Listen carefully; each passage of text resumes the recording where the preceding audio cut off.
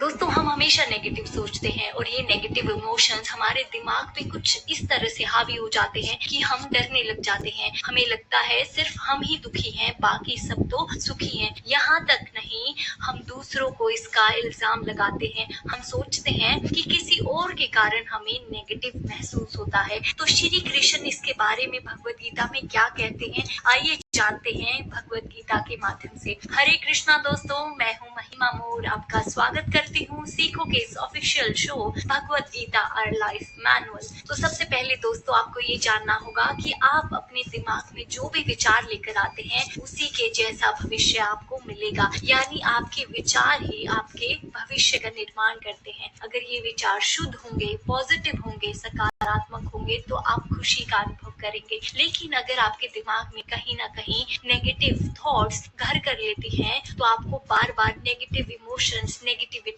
परेशान करेगी और जिसके कारण आपका जीवन दुखी हो जाएगा। आपने देखा होगा ना, जब इंस्टाग्राम पे आप किसी का खुशी का पोस्ट देखते हैं या कोई वेकेशन पे गया हो और आप ये पिक्चर्स देखते हैं तो आपको दुख का अनुभव होता है। तो आपको लगता है कि बाकी सब तो सुखी हैं, बस मैं ही परेशान हूँ या मेरा जीवन ही रुका हुआ है, मेरी ग्रोथ रुकी हुई है, बाकी सब तो बहुत इंजॉय कर रहे हैं अपने जीवन में। लेकिन दोस्तों जब आप किसी से ईर्ष्या रखते हैं ना, जलन रखते हैं, तो आपको ऐसे मौके ईश्वर बार बार देंगे। अब आपको लगता है ईश्वर मुझे ही क्यों परेशान करते हैं, तो ऐसा इसलिए नहीं कि वो आपको परेशान करना चाहते हैं, बल्कि इसके पीछे एक कारण है। आइए जानते हैं महाभारत से। आपको याद होगा ना, दुर्योधन हमेशा महलों में रहे, राजपाट था, बड़ी सेना उनके पास थी और फिर भी वनवासी पांडवों से वो जलन रखता। जो भी दुर्योधन जलन रखता, ईर्ष्या रखता पांडवों से, वही ईर्ष्या उसे बार बार अनुभव करनी पड़ती। अब क्या आप ईश्वर को ही इसका इल्जाम लगाएंगे कि दुर्योधन को ईर्ष्या देने वाले ईश्वर ही थे, या वो जो भी नेगेटिव फील करता था वो ईश्वर के कारण था? नहीं दोस्तों, श्री कृष्ण कहते हैं